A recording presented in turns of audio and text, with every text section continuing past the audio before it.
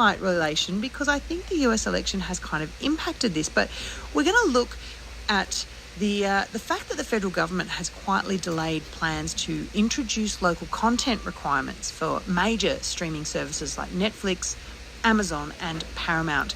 To tell us more, we are joined by Matthew Diener, the CEO of Screen Producers Australia. Thanks for being here, Matthew. Thanks for having me, Jess. So what is the sticking point as far as implementing this policy is concerned?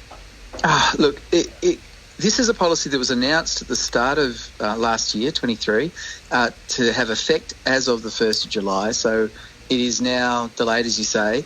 The sticking point, it seems to be the amount of pushback the streamers have generated around this to do with the US Free Trade Agreement. Now, there was a sort of a sniff of an article in February in The Australian about that to say this is what was happening, and then we sort of kept an eye on various other reports. But it feels like this has become a story in its own right. And I think I can't speak for the government, but I think that they're now in a position where they want to wait till the election's over before they have another go at talking to the Americans about this. Because we have a capacity under our free trade agreement with the Americans to ensure that we can regulate our digital platforms. But there's a process to go through as part of that. And I think there's sticking points. And if you don't want that to happen, you're going to inflate. If you don't want the regulation, we want the regulation, of course, because we love Australian content. But if you don't want the regulation to go forward, you're trying to create as many obstacles as possible through that conversation that Australia has with the US. Now, what impact would a policy like this actually have on the local arts sector?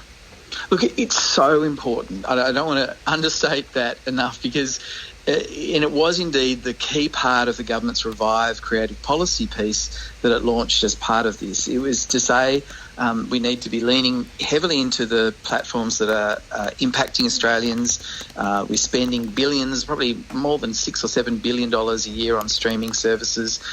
People are watching them increasingly. It affects their cultural diet. And it has a big impact upon the creative industries because that revenue is being taken away from traditional media, the sort of networks that traditionally funded Australian content like 7, 9 and 10. And it needs to be redeployed in ways that we can generate new concepts, new content, or else we really do have a big hole in our creative industries. Our best directors, writers, stars then, continue an exodus out of Australia, and we don't get to generate the Australian stories that Australians really love through a range of medium. We have obviously a very strong support from the sector in the ABC and SBS, but really these new digital platforms are where a lot of people are also getting their diet of Australian content. If they're not participating in an ongoing, generous way that is sustaining the sector across many angles of content, such as kids or drama or documentaries, we have a real problem. And other countries have really understood this and have lent into it aggressively and proactively. Europe is Germany, France, Italy, Spain, Canada's done this. If we don't do it, we are going to lose our cultural identity very quickly. We've seen some pretty amazing Australian exports in the last couple of years find success overseas. Stuff like Heartbreak High, Boy Swallows Universe, Bluey. I mean, they have been big successes internationally. So does it feel like there's an appetite for Australian stories? Yeah, look, and I think this is sort of a question of quantum and the degree of amount of stuff that different platforms do.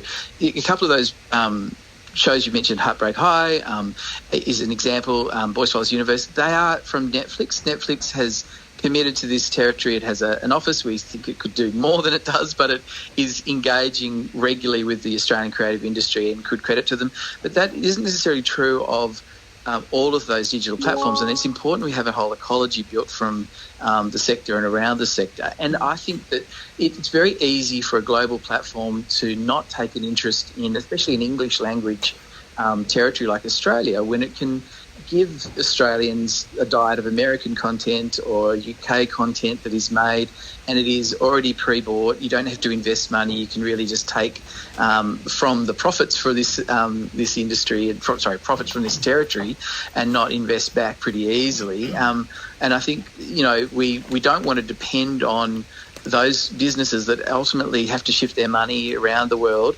unless we have a stable requirement. And we've seen that already. A couple of those big platforms had to pull their money into the territories that were either regulated or non-English language, and Australia lost a lot of its productions from certain streamers over the last few years. So I think we're going to see that the overall results are quite low for local content over the last year and probably next year because of those unregulated businesses doing the things that they would naturally do without regulation, which is the point of why we need to have a regulated environment for them. We did just list like a couple of TV shows that have done really well overseas that are very Australian, and that's wonderful. But, it feels like a shame that there's been some other things, like a lot of Aussie stories, like Leanne Moriarty's books that have been, packaged up in an American ribbon. They've been taken from their Australian backdrop and they've been set over in America. I mean, sometimes these adaptations are even filmed in Australia, but they're still somehow Americanized. I mean, is that an issue of concern for the industry?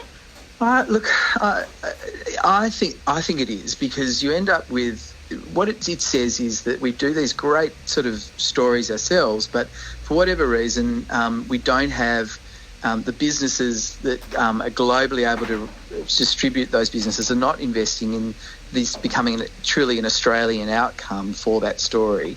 And this is the point of why you'd want to say that there must be outputs that are Australian, because I think we're talking about speculative investment, and what people will do is take the path of least resistance. They're often a bit cautious, and if you can put it in an American language or accent, it's set in America with familiar American actors, you have a sort of maybe an ease of approval for a global business, right? And I think that's the natural default position. It's not true for everything and everyone, but I think that is the risk when you don't have that constant sort of angle back into Australia. Now, the Australian content does very well on its own terms, but I think you're dealing with an outpost for global businesses here. So I think you've always got to have that kind of base requirement in the system if you want a long-term proposal that's going to continue to stimulate the sector. And I agree, those are examples of really great intellectual property, really great writing, but couldn't get greenlit to be made as they truly are as Australian shows.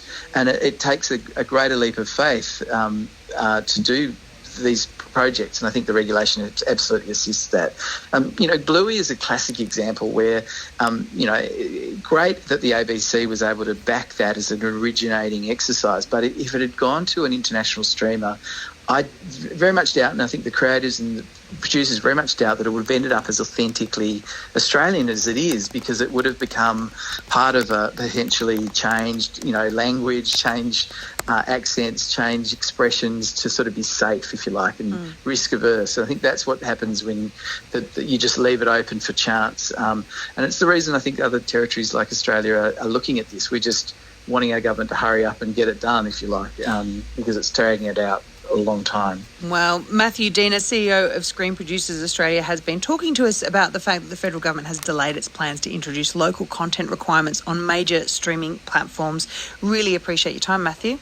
No problem. Thanks for having me.